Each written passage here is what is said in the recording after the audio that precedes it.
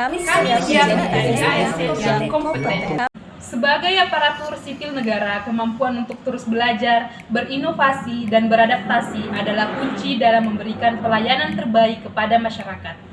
Nilai kompeten dalam ASN berakhlak menuntut kita untuk selalu meningkatkan kapasitas diri, bekerja secara profesional, dan memberikan kontribusi nyata. Dengan meningkatkan kompetensi diri untuk menjawab tantangan yang selalu berubah, membantu orang lain belajar, dan melaksanakan tugas dan tanggung jawab dengan kualitas terbaik. ASN yang kompeten akan memiliki kemampuan untuk menjalankan tugas dan tanggung jawabnya secara profesional dengan memadukan pengetahuan, sikap, dan keterampilan yang sesuai dengan kebutuhan pekerjaan. Kompetensi ASN meliputi 3. Yang pertama yaitu kompetensi manajerial, kompetensi teknis, dan kompetensi sosial kultural. ASN dituntut untuk terus mengembangkan kompetensi ini melalui pelatihan, pendidikan yang berkelanjutan, guna memastikan peningkatan pelayanan publik dan memenuhi standar profesionalisme yang tinggi. Hak pengembangan kompetensi. ASN berhak atas akses pelatihan dan juga pendidikan. ASN berhak mengikuti pelatihan dan pendidikan yang relevan untuk meningkatkan keterampilan pengetahuan sesuai dengan tugas dan juga fungsinya.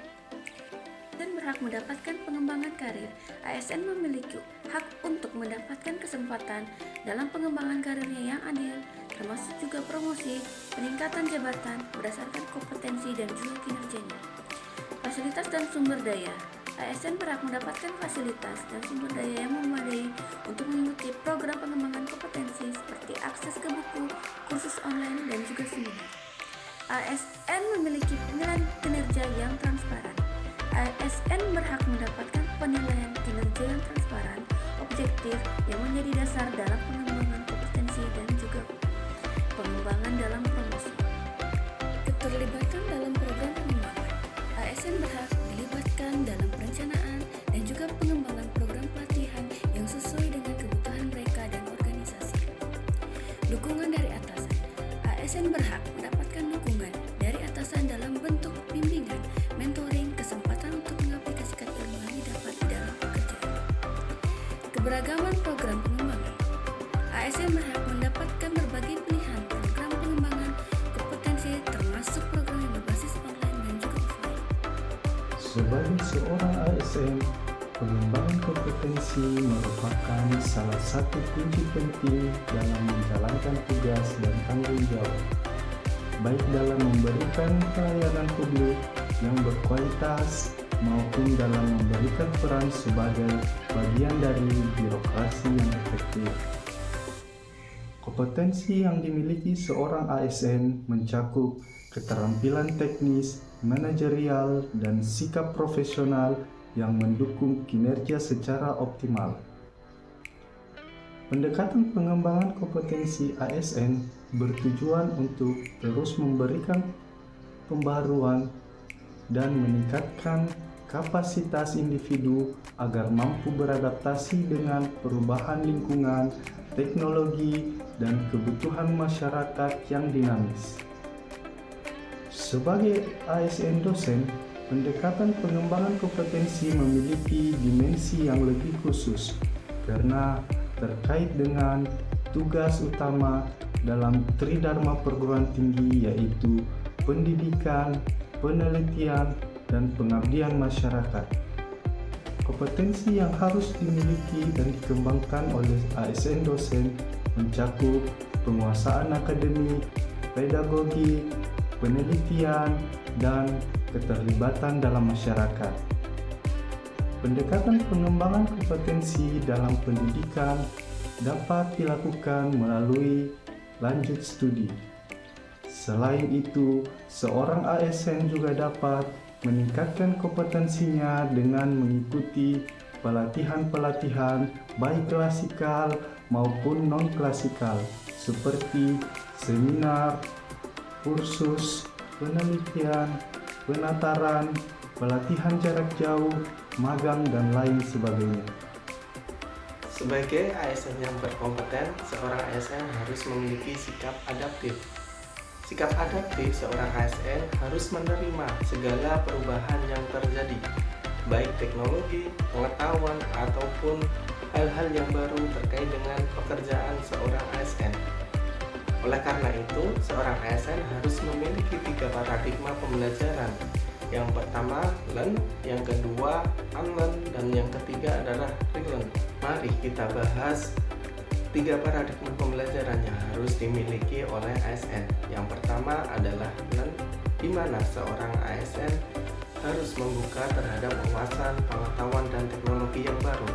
Dengan demikian, teknologi, wawasan, dan pengetahuan akan membantu kinerja dari ASN. Kita sebagai dosen harus membuka wawasan terkait dengan teknologi. Di era teknologi sekarang ini, perkembangan teknologi sangat pesat berkembang. Oleh karena itu, pemanfaatan teknologi dalam pembelajaran menjadi hal yang penting di era sekarang ini. Terutama mahasiswa akan lebih tertarik terhadap pembelajaran kita. Kemudian paradigma yang kedua yang harus dimiliki seorang ASN adalah unlearn, di mana seorang ASN harus meninggalkan berbagai pengetahuan, cara pandang, dan teknologi yang sudah tidak relevan dengan perkembangan zaman. Dan yang ketiga adalah relearn, di mana seorang ASN harus menerima berbagai pandangan, pengetahuan, teknologi yang baru yang relevan dengan pekerjaan saat ini. Kompetensi pedagogi adalah kemampuan dosen untuk merencanakan, melaksanakan, dan mengevaluasi pembelajaran. Dalam kelas, dosen harus mampu menciptakan suasana belajar yang interaktif, memfasilitasi diskusi, dan memberikan umpan balik konstruktif. Sebagai akademisi, dosen juga diharapkan memiliki kompetensi profesional. Ini mencakup penguasaan bidang ilmu, penelitian berkualitas, dan publikasi. Dosen perlu terus mengupdate pengetahuan dan keterampilan melalui seminar, workshop, dan konferensi. Kompetensi sosial mencakup kemampuan berinteraksi dan kolaborasi dengan berbagai pihak. Dosen harus aktif dalam pengabdian masyarakat, menjalin kerjasama dengan institusi lain, dan menjadi teladan bagi mahasiswa. Kompetensi pribadi sangat penting. Dosen harus memiliki integritas, disiplin, dan rasa tanggung jawab. Sebagai aparatur sipil negara, dosen memiliki tanggung jawab besar dalam membangun generasi masa depan dengan mengaktualisasikan kompetensi, tidak hanya memberikan ilmu, tetapi menginspirasi dan mendorong mahasiswa untuk berkontribusi pada masyarakat.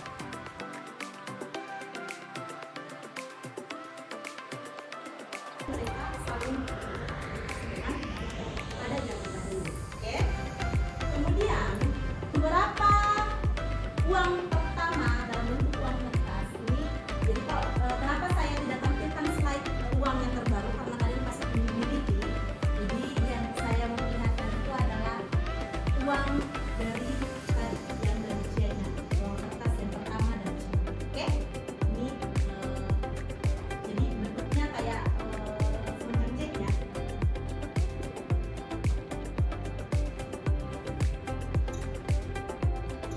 Nah, ini kan saya sudah jelaskan tadi di awal bahwasanya ada namanya uang barang. Uang barang itu bisa teh, garam, ternak, tembakau, senjata, kemudian kerang, dan beras. Jadi barang itu dapat diterima dan dibutuhkan semua orang. Kemudian barang itu setiap dapat digunakan kepada semua. Ini dia hampir sifatnya hampir sama dengan ya.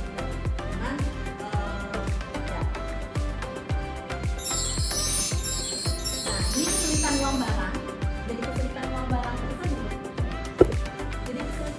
tersebut itu sukar untuk disimpan. Karena apa? Tadi ya berbentuknya barang, kayak teh, tembakau dan sebagainya. Kemudian sukar untuk dibawa kemana-mana, tidak dibagi dari menjadi bagian kecil, kemudian tidak tahan lama, dan nilainya tidak tetap. Ya, baik. Kriteria uang itu ada namanya